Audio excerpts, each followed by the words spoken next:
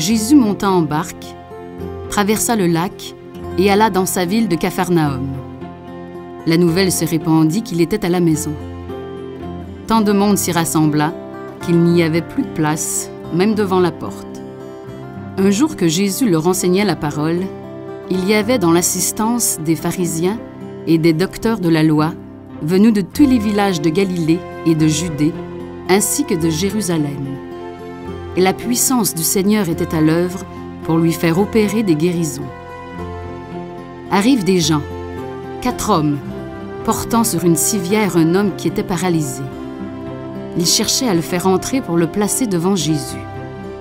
Mais, ne voyant pas comment l'approcher à cause de la foule, ils montèrent sur le toit, au-dessus de lui, et en écartant les tuiles, firent une ouverture et descendirent le brancard, sur lequel était couché le paralysé, en plein milieu, devant Jésus. Jésus vit leur foi. « Maître, je suis comme ça depuis plusieurs années.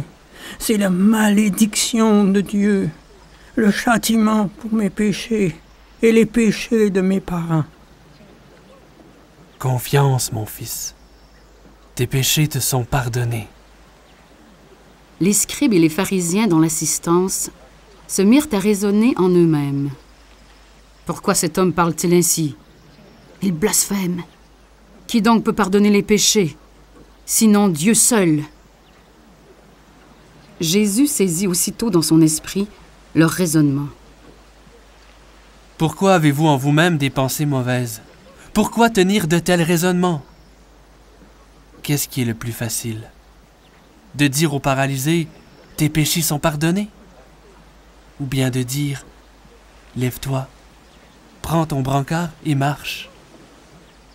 Eh bien, pour que vous sachiez que le Fils de l'homme a sur terre le pouvoir de pardonner les péchés, je te l'ordonne, mon fils.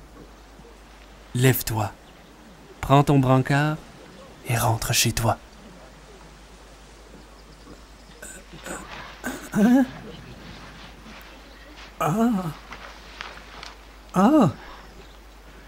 Oh! Oh! Ah! Ah! Je peux bouger! Mes mains! Mes pieds! Je peux marcher! À l'instant même, celui-ci se leva, prit ce qui lui servait de lit et sortit devant tout le monde, s'en alla chez lui en rendant gloire à Dieu. Je marche! Merci, Seigneur! En voyant cela, tous étaient stupéfaits. Remplis de crainte, ils rendaient gloire à Dieu qui a donné un tel pouvoir aux hommes. Aujourd'hui, nous avons vu des choses extraordinaires. Nous n'avons jamais rien vu de pareil.